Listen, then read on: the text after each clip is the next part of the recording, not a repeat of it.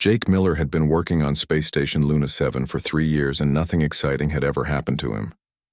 He woke up at the same time every day, ate the same breakfast in the mess hall, and fixed the same types of mechanical problems. He was good at his job, but nobody really noticed him. He was just another human mechanic in a station full of thousands. That morning started like any other.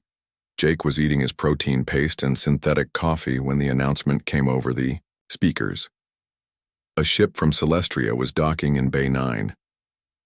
Everyone in the mess hall stopped eating and started talking at once. Celestria was the elf homeworld, and they almost never came to human space. Jake had only seen elves in videos and pictures. They were supposed to be tall and beautiful with pointed ears and strange powers. Some people said they could control magic, but Jake thought that was just stories. The government said they were just aliens with advanced technology that looked like magic to humans. He finished his breakfast and headed to his workstation. He had to fix a cooling unit in Section C and did not have time to go look at the elf ship. But as he walked through the corridors, he noticed everyone was moving toward Bay 9. Even his supervisor, Marcus, was heading that way. "Jake, you have to see this," Marcus called out when he saw him. "There is an elf princess or something, and she has dragons with her. Real dragons." Jake shook his head and kept walking toward Section. He had work to do, and he was not the type to abandon his duties just to stare at some aliens. But then the station lights flickered and the gravity felt strange for a moment. That only happened when something was wrong with the power core. All mechanics report to Bay 9 immediately. The speaker system announced, "There is a technical emergency with the Celestrian vessel." Now Jake had no choice. He grabbed his toolkit and ran toward Bay 9. The corridors were packed with people all trying. To get a look at the visitors, Jake had to push through the crowd using his mechanic badge to get security to let him pass. When he finally reached Bay 9, he stopped and stared. The Celestrian ship was unlike anything he had ever seen. It looked organic, like it had been grown instead of built. The hull seemed to breathe and pulse with soft light. But that was not what made Jake freeze in place. Standing next to the ship was the most beautiful being he had ever seen. She was at least 7 feet tall with silver skin that seemed to glow from within. Her hair was pure white and moved like it was floating in water. Her ears came to delicate points, and her eyes were violet like deep space. But the really strange part was the 3 small creatures flying around her. They looked like dragons from old Earth stories, but they were only the size of cats. One was blue with scales that sparkled. Another was red and kept puffing small clouds of smoke. The third was green and seemed to be watching everyone with intelligent eyes. The elf woman was arguing with Commander Harrison, the human in charge of the station. Jake moved closer to hear what they were saying. He tried to look like he was examining the ship, but really, he was listening. "Your technology is incompatible with our systems," the elf woman said. Her voice was musical but firm. "We need someone who understands both mechanical and biological interfaces." "My ship is dying." Commander Harrison looked frustrated. "We do not have anyone like that. All our mechanics work with standard technology only. Maybe you should contact your own people for help." The elf woman shook her head. "There is no time. The power core is failing. If it explodes, it will take half your station with it." Jake looked at the ship more carefully. Now that he was paying attention, he could see the problem. There were cracks forming in the hull and golden energy was leaking out like blood. He had read about biological ships in his technical manuals, but never thought he would see one. Without thinking, Jake stepped forward. "Excuse me," he said. Both the commander and the elf woman turned to look at him. Jake almost ran away but forced himself to keep talking. "I think I can help." Commander Harrison frowned. "Miller, you are just a level 2 mechanic. This is way beyond your training." Jake ignored him and looked at the elf woman. "Your ship uses bio-neural circuits, right? The power core is probably a hybrid crystal matrix. If it is cracking, you need to stabilize the harmonic frequency before you can repair it." The elf woman studied him with those violet eyes. Jake felt like she was looking into his soul. Her 3 dragons flew over and circled around him. The blue one landed on his shoulder and chirped softly. Jake stayed very still, not sure if it would bite. "You understand our technology?" the elf woman said. It was not a question. "How is this possible?" Jake shrugged. trying to act casual, even though his heart was racing. I read a lot. Technical manuals are my hobby. I know it is weird, but I like learning about alien tech. The green dragon flew up to his face and stared at him. Its eyes were definitely intelligent. Jake had the strange feeling it was judging him. After a moment, it made a purring sound and flew back to the elf woman. "My dragons approve of you," she said. "That is very unusual. They do not like most humans." She held out a hand that had 6 fingers instead of 5. "I am Luna, daughter of the Celestian King. You will help me fix my ship." It was not a question. Jake looked at Commander Harrison, who threw up his hands in defeat. Jake took Luna's hand and felt a shock, like static electricity but warmer. Her skin was soft, but he could feel strength underneath. "Jake Miller," he said, "mechanic," and apparently Dragon approved. Human Luna almost smiled. "Follow me, Jake Miller. We do not have much time." She led him into her ship, and Jake felt like he was entering another world. The walls were not metal, but something that felt alive and warm. The air smelled like forests and rain instead of recycled station atmosphere. There were no visible controls or panels, just smooth surfaces that glowed with soft light. The dragons flew around the ship, making sounds that almost seemed like language. Luna touched different parts of the walls, and they responded by changing color or opening into new passages. Jake followed her deeper into the ship, trying to memorize the path. "The power core is here," Luna said. They entered a large chamber at the heart of the ship. In the center was a crystal the size of a person. It was beautiful. But Jake could see the problem immediately. There were cracks running through it, and golden energy was leaking out in dangerous spurts. Jake opened his toolkit and pulled out his scanner. The readings made no sense according to normal physics, but somehow he understood them. The crystal was not just a power source. It was alive in some way, and it was in pain. "We need to harmonize the frequency," Jake said, "but I will need your help. My equipment cannot interface with the crystal directly." Luna nodded and placed her hands on the crystal. She began to sing in a language Jake did not recognize. The dragons joined in their small voices, creating harmonies that made the air vibrate. Jake watched his scanner and called out adjustments. "Lower the 3rd harmonic," he said. "Increase the bass frequency. Now hold that note." They worked together for an hour. Jake had never concentrated so hard in his life. Sweat ran down his face, but he did not dare stop to wipe it away. Finally, the cracks in the crystal began to close. The golden energy stopped leaking. Luna stopped singing and smiled at Jake. This time it was a real smile that made her whole face light up. The crystal was stable but not fully healed. Luna explained they would need special materials to complete the repair. Materials that could only be found in the station marketplace. Jake offered to go with her, since most vendors did not trust elves and would overcharge her. As they walked through the station, Jake noticed how everyone stared at Luna. Some humans looked afraid, while others seemed amazed. Children pressed against windows to see her and her dragons. The red dragon seemed to enjoy the attention and did little loops in the air. The blue one stayed close to Luna, and the green one kept watching everything with those smart eyes. The marketplace was in the lower levels of the station. It was a maze of shops and stalls where traders from different worlds sold their goods. The air was thick with strange smells and the noise of hundreds of beings talking in different languages. Jake usually avoided this place because it was too chaotic. Luna stood out even more here. Several alien traders tried to approach her, but the dragons hissed and they backed away. Jake led her to a shop he knew sold rare technical parts. The owner was a human named Betty, who had been on the station longer than anyone. Betty looked up from her counter, and her eyes went wide. "An elf princess in my shop," she said. "This is a first. What can I do for you?" Jake explained what they needed.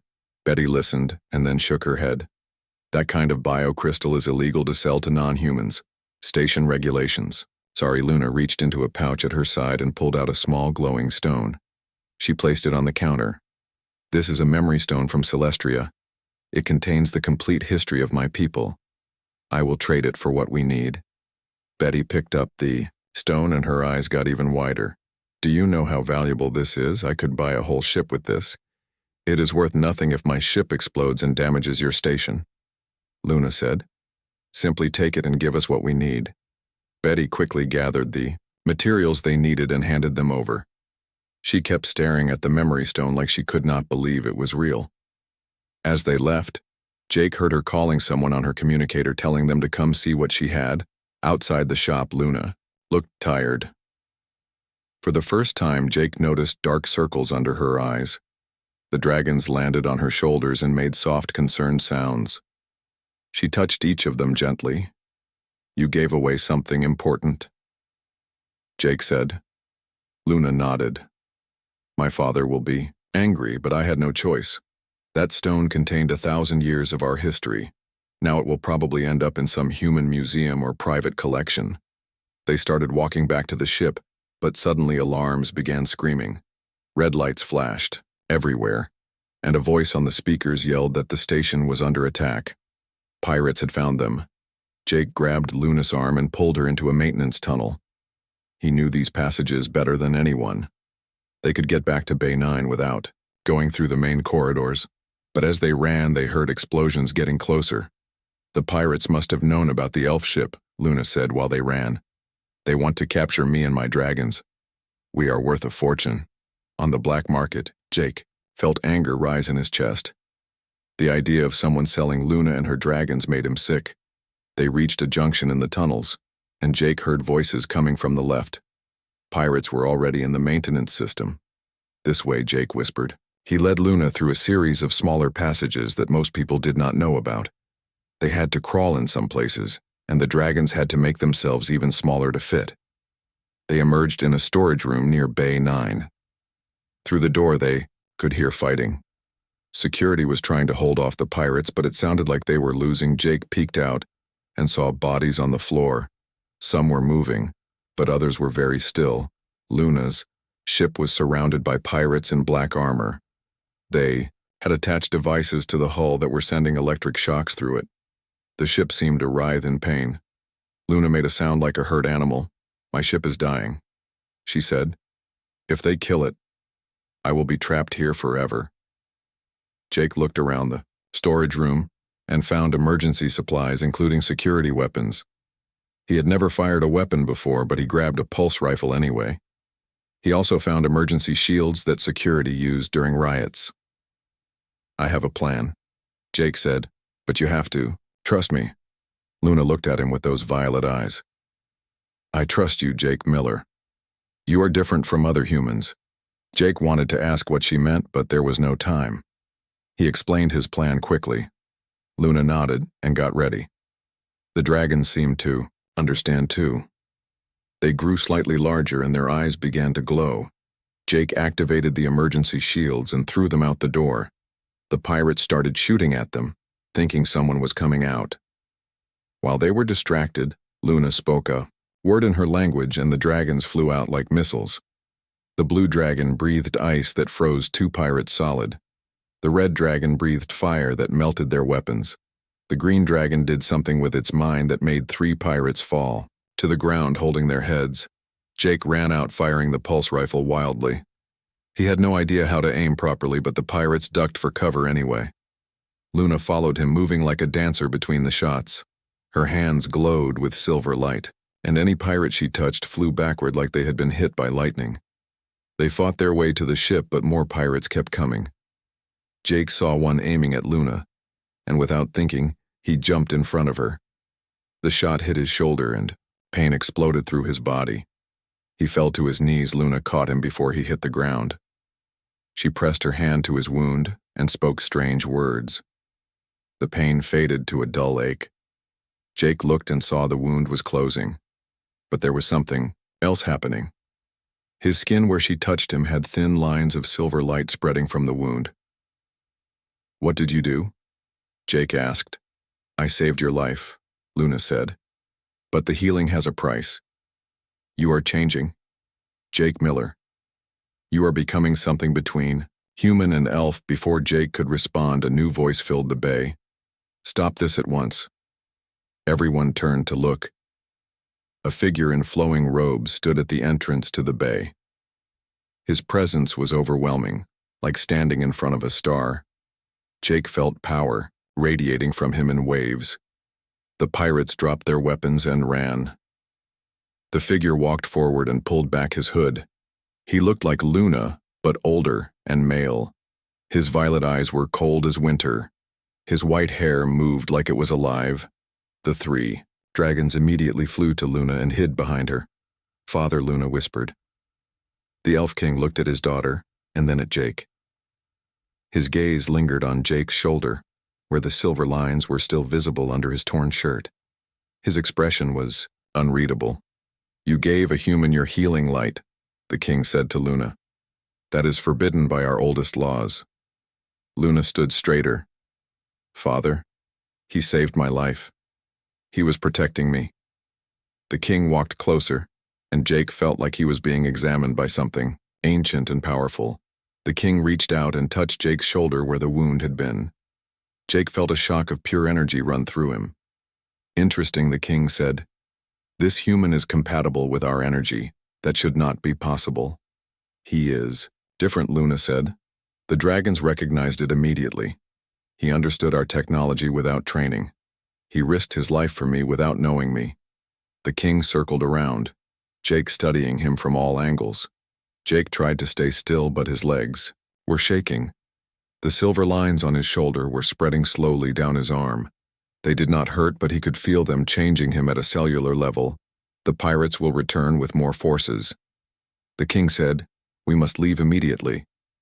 He looked at Jake. "You will come with us, human." Jake blinked in surprise. "What, you have been touched by elf healing magic," the king explained.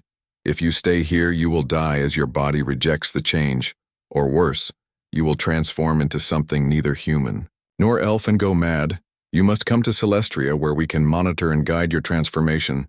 Jake looked at Luna, who nodded encouragingly. Then he looked back at the station that had been his home for 3 years. His whole life was here. His job, his few friends, his small apartment with his collection of technical manuals.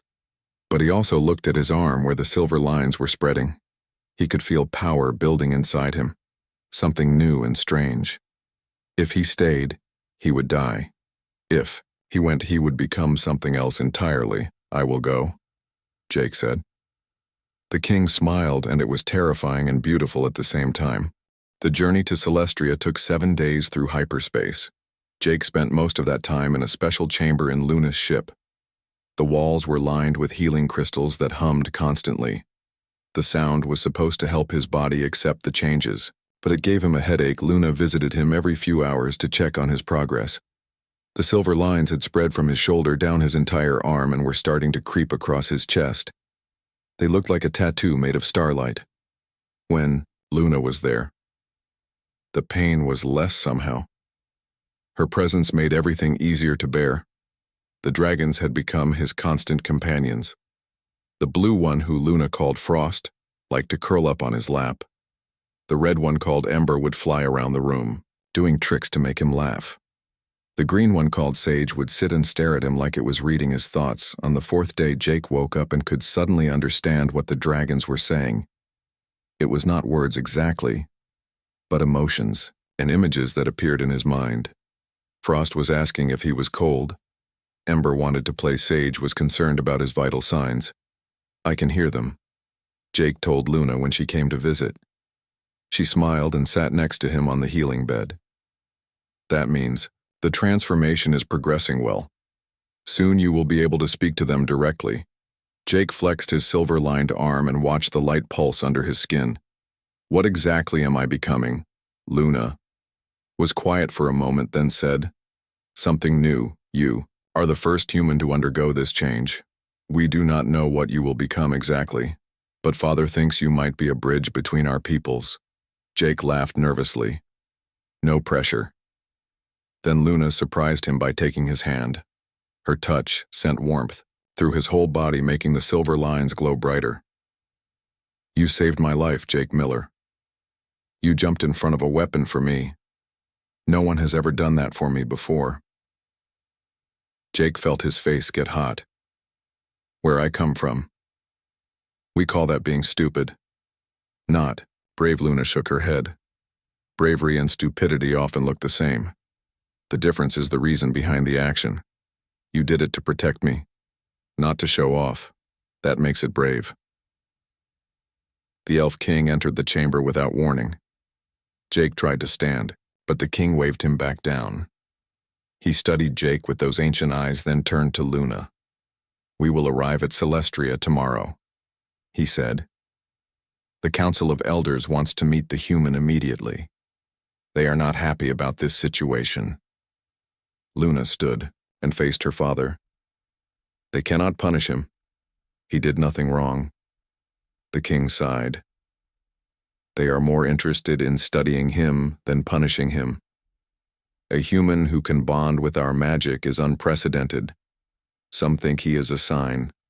Others think he is a threat." "What do you think?" Jake asked, surprising himself with his boldness. The king looked at him for a long moment. "I think you are a catalyst. Change is coming whether we want it or not." The pirates who attacked the station were not random. They knew Luna was. "There someone is selling information," Luna gasped. "You think there is a traitor?" The king nodded. "Someone in the council told the pirates where to find you. They wanted you captured or killed, to stop the peace talks between our peoples." Jake sat up straighter, ignoring the pain in his chest. "What peace talks?" Luna explained that her father had been secretly negotiating with Earth government to form an alliance. The elves had technology and magic that humans needed. Humans had numbers and resources that elves needed, but many on both sides opposed the alliance. The marriage was supposed to seal the treaty. Luna said quietly. Jake felt his heart drop. "Marriage." Luna looked away. "I was supposed to marry a human diplomat, someone important who could unite our peoples. But I refused and ran away. That is why I was at your station. I was hiding." The king made a sound that might have been a laugh. His daughter has always been rebellious, but perhaps her rebellion led to something better, a human who can truly understand us, not just pretend to for political gain. The next day they arrived at Celestria. Jake pressed his face to the window and gasped.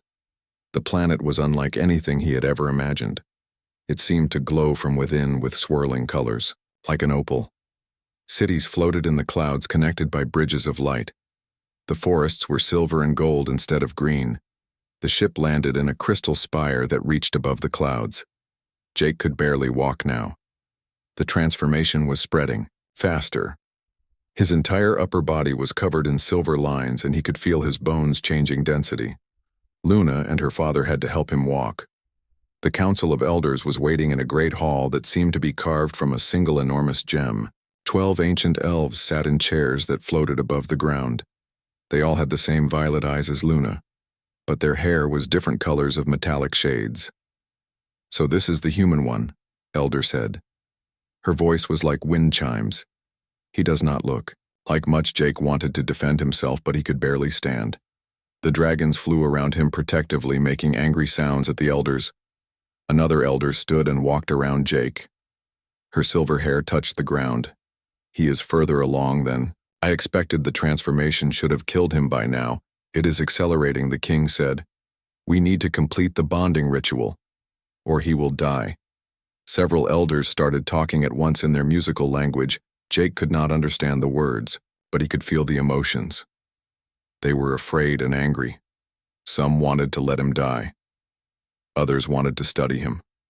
Only a few seemed to care about saving him. Luna stepped forward. "I invoke the right of choice." The hall went silent. All the elders stared at her. The king closed his eyes like he was in pain. "Daughter, think carefully about what you are saying." Luna stood taller. "I choose Jake Miller as my bonded companion. It is my right as a princess of the blood." Jake did not understand what was happening, but he could feel the shock from everyone in the room. The elders all started talking at once again, but this time they sounded panicked. "You would bond with a human one?" Elder asked. "This has never been done." "That is not forbidden," Luna said. "Just unprecedented, and Jake is no longer fully human anyway." The king raised his hand for silence. He looked at Luna, then at Jake, then back at Luna. "Do you understand what this means? You would be linked for life. Your souls would be connected. You would feel each other's pain and joy. You could never bond with another. Luna walked over to Jake and took his hand. I understand, Father. I choose him. Jake tried to speak, but the pain was getting worse. His vision was starting to blur. The silver lines were reaching his neck. Now he could feel his human DNA fighting with the elf magic. We must do it now, the king said. Or he dies. The elders moved back as the king began to chant in the ancient language. Luna joined him, their voices harmonizing. The dragons flew in circles around Jake and Luna, creating a vortex of colored light. Luna looked into Jake's eyes. Do you trust me? Jake could barely nod, but he managed to whisper, yes. She pressed her forehead to his and spoke a single word in the elf language. Jake felt like his soul was being pulled out of his body and merged with hers. He could suddenly feel everything she felt. Her love for her dragons, her frustration with the council, her fear of losing him, Jake realized with shock that Luna cared about him. Not just as an interesting human who could use elf magic, but as himself. Jake Miller, the nobody mechanic who read technical manuals for fun. The pain exploded through his entire body and Jake screamed. The silver lines flared so bright that everyone had to look away. He felt like he was being unmade and remade at the molecular level. His consciousness expanded and he could feel the life force of every elf in the city. Then suddenly the pain was gone. Jake collapsed, but Luna caught him. The silver lines on his skin had changed. They were still there, but now they formed patterns that looked like elf runes. His eyes, when he opened them, had flecks of violet mixed with their original brown. The first human-elf hybrid one, Elder whispered. Some of the others looked disgusted, but a few seemed fascinated. Jake stood up slowly. He felt different, but not bad. Different, like he had been upgraded. His senses were sharper. He could hear conversations from rooms away. He could see energy patterns in the air. And he could feel Luna in his mind, a warm presence that felt like home. The dragons landed on his shoulders, chirping happily. He could understand them perfectly now. They were saying, "Welcome to the family." The king approached them with an expression Jake could not read. "You are bonded now. Nothing can break this connection. You will live as long as elves do, which is centuries. You will have access to our magic and you will be responsible for protecting each other." He turned to the elders. "This human is now part of our people by law and by magic. Any who harm him, harm my daughter. Any who reject him, reject the royal family." Some elders bowed their heads in acceptance. Others looked like they wanted to argue but did not dare. Jake looked at Luna, who was smiling at him. He could feel her emotions through their new bond. She was happy and relieved, but also nervous about what came next. "What happens now?" Jake asked. Now the king said, "We prepare for war. The traitor is still among us. The pirates will attack again. And Earth needs to know that the alliance has changed." He looked at Jake with something that might have been approval. "You are no longer just a mechanic. Jake Miller, you are the bridge between two worlds. And that makes you the most important human alive." Living on Celestria was like learning to breathe underwater. Everything was different from Earth or the space station. The food was fruits that tasted like sunshine and water that made you feel stronger. The buildings grew from seeds planted in crystal soil. The transportation was flying on the backs of creatures that looked like giant butterflies. Jake had been given rooms in the palace near Luna. He woke up every morning to find the 3 dragons waiting for him. They had become his teachers, showing him how to use his new abilities. Frost taught him to see heat and cold as colors. Ember showed him how to create small flames with his thoughts. Sage helped him understand the elf language that was now partly installed in his brain. Luna spent every day training him in combat. The elves did not fight like humans, they moved like water and struck like lightning. Jake was clumsy at first, but the silver lines in his skin seemed to know what to do. They guided his movements and made him faster than any normal human. "You are learning quickly," Luna said after a particularly hard session. They were in a training room that could change its shape and gravity. Jake was covered in sweat, but Luna looked perfect as always. "I have a good teacher." Jake said he could feel her pleasure at the compliment through their bond. It was still strange being connected to another person like this. He tried to keep his thoughts private, but sometimes things leaked through. The king entered the training room with several guards behind him. Jake had learned that this meant something serious was happening. The king never traveled with guards unless there was danger. "We have found the traitor," he announced. Luna gasped. "Who, Elder?" "Theron has been working with the pirates for years. The king said he believes humans are a plague that will destroy our culture. He wanted to stop the alliance by any means." Jake knew Elder Theron. He was one of the oldest and most respected members of the council. He always smiled at Jake in the halls, but now Jake realized the smile never reached his eyes. "Where is he now?" Luna asked. "Fled," the king said. "He took a ship and several followers. They are heading for the pirate base in the Void Sector. We believe they plan to attack Earth directly." Jake felt cold fear run through him. Earth had defenses, but not against elf magic combined with pirate weapons. Billions of people would die. "We have to stop them," Jake said. The king nodded. "Which is why I am sending you both. You know human defenses better than any of us. Jake and Luna, you are our best warrior." Despite your young age, Luna started to protest that she was over 200 years old, which was young for an elf, but mature by any standard. The king held up his hand to stop her. "You leave in 1 hour," he said. "Take the dragons and whatever else you need. And Jake, there is something else you should know." Jake waited, feeling nervous through the bond. "Your transformation has given you a unique ability." The king said, "You can disrupt elf magic. You are immune to our mental powers and you can break our spells. This makes you the only person who can stop." Theron Jake looked at his silver-lined hands. He had noticed that elf magic felt different around him, like it bent away from him slightly, but he had not realized he could actually break it. "How do I use this ability?" Jake asked. The king smiled grimly. "That you will have to figure out yourself. You are the first of your kind. Jake, we are all learning as we go." An hour later, Jake and Luna were in her ship heading for the Void Sector. The dragons were excited about the adventure. They had never been in real combat before, only training. Jake was trying not to think about the fact that he was about to fight beings who had centuries of experience with powers he barely understood. Through their bond, Jake could feel Luna was worried too, but she was hiding it well. She was thinking about Earth and the billions of innocent people there. She was also thinking about Jake and how she had pulled him into this dangerous life. "You did not pull me," Jake said out loud. "I chose this. Remember." Luna looked at him surprised. "I forgot you can feel my thoughts sometimes." "It goes both ways," Jake said. "You can probably tell that I am terrified right now." Luna laughed. "Yes, but also determined. You are braver than you think." Jake Miller, they dropped out of hyperspace at the edge of the Void Sector. This was a region of space where no government had control. Pirates, outlaws, and worse things lived here. The sensor showed dozens of ships around a massive asteroid that had been converted into a base.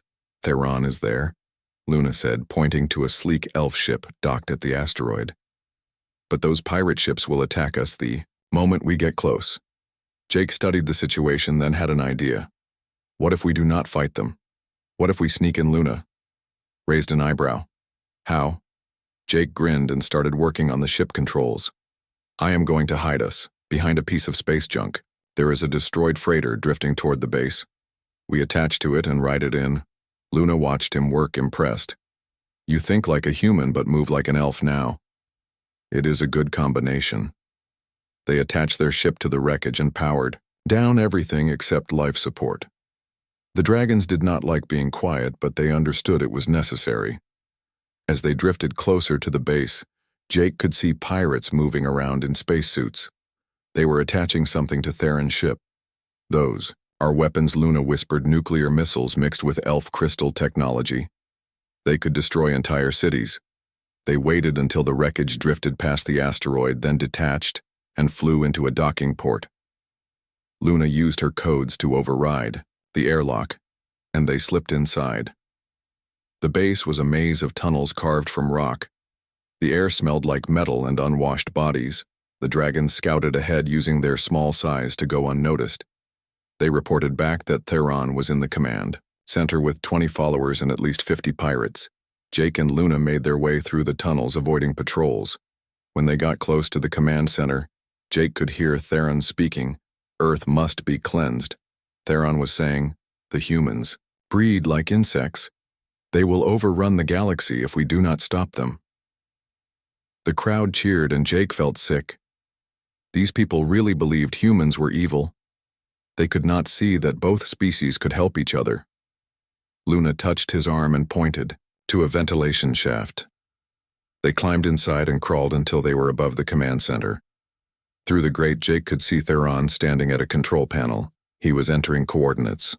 Earth coordinates. In 3 hours the missiles will launch. Theron announced Earth defenses will not expect an attack using our technology. By the time they react, it will be too late. Jake knew they had to act now. He looked at Luna, and she nodded. They had trained for this. The dragons got into position. Jake kicked out the grate and dropped into the room. Luna followed, landing gracefully beside him. The dragons burst through other vents, breathing fire and ice. The crowd panicked. Theron turned and his eyes widened. Princess Luna and the abomination Jake did not let the insult bother him. He could feel the elf magic in the room pressing against him, trying to control his mind. But it slid off him like water. He walked toward Theron, who was raising his hands to cast a spell. Your magic will not work on me, Jake said.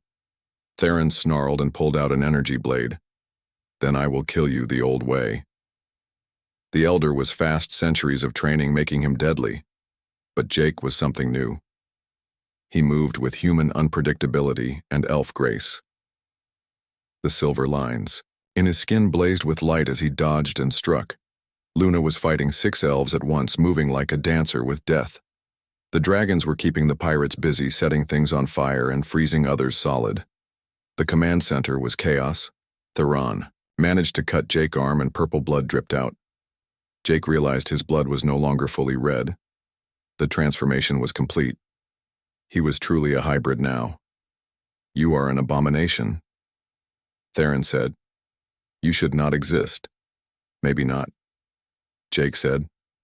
But I do exist, and I will not let you commit genocide. Jake grabbed Theron's wrist and something strange happened. The silver lines in his skin flared and Theron screamed. The elder magic was being drained out of him, flowing into Jake and disappearing. Jake did not mean to do it, but he could not stop it. Theron fell to his knees, aging rapidly as his magic left him. In seconds, he looked like he had aged 100 years. He gasped and collapsed. The room went silent. Everyone stared at Jake in horror. Even Luna looked shocked. Through their bond, Jake could feel her fear. Not of him, but for him. This power to destroy elf magic was terrible. Jake helped Theron sit up. The elder was still alive, but weak. Without his magic, he was just a very old man who could barely move the missiles. Jake said, "Where is the abort code?" Theron laughed weakly. There is no abort code. They launch in 2 hours. Nothing can stop them. Luna grabbed Theron by the shoulders. You would murder billions of innocents. They are not innocent, Theron whispered. They are a disease. Jake stood up and walked to the control panel.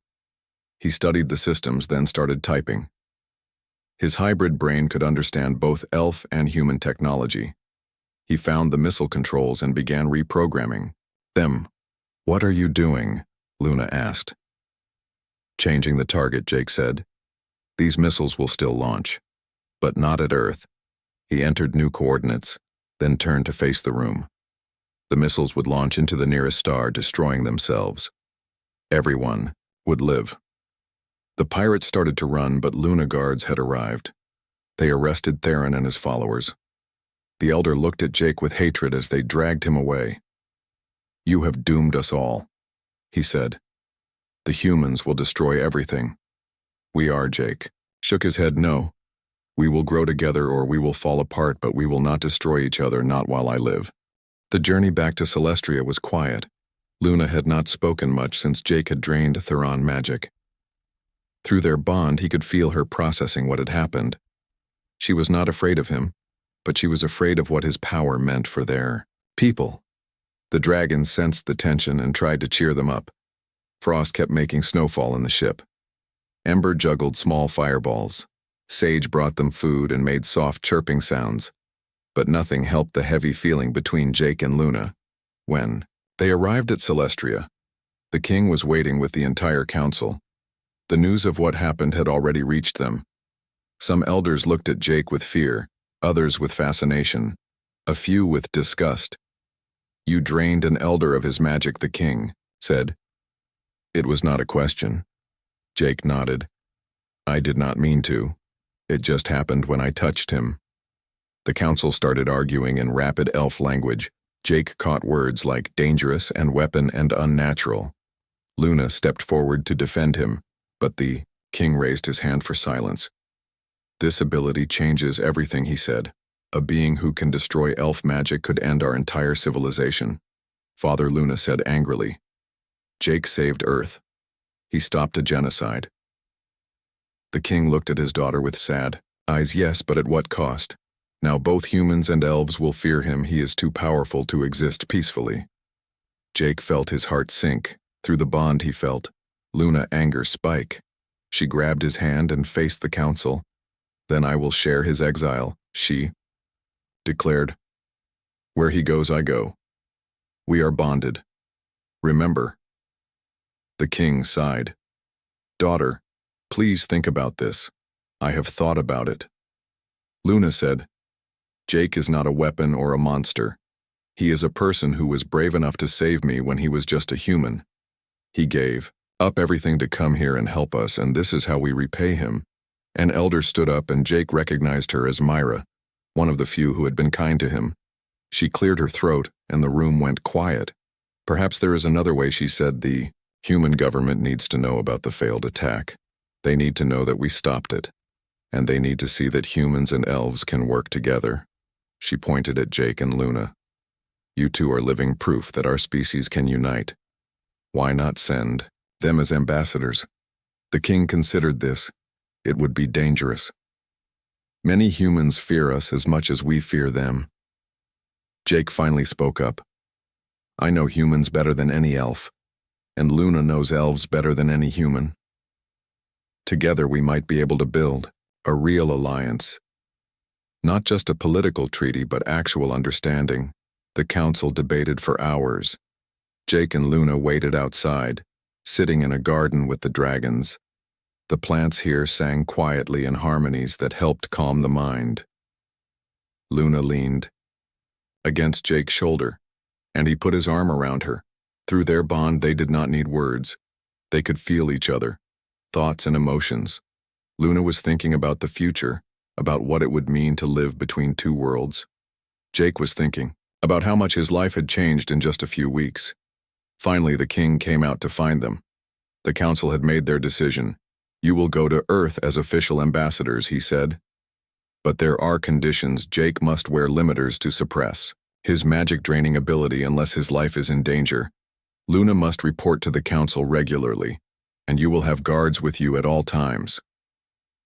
Luna started to protest the guards, but Jake squeezed her hand. They were getting a chance to stay together and to help both their peoples. That was more than he had hoped for. They left for Earth the next day. The journey felt longer this time. Jake was nervous about returning as a changed being. His DNA was no longer human. He had purple blood and silver, lines covering his skin. His eyes had violet in them, and he could do things that would seem like magic to humans. When they arrived at Earth, orbital station, the reaction was immediate. Security surrounded their ship with weapons drawn.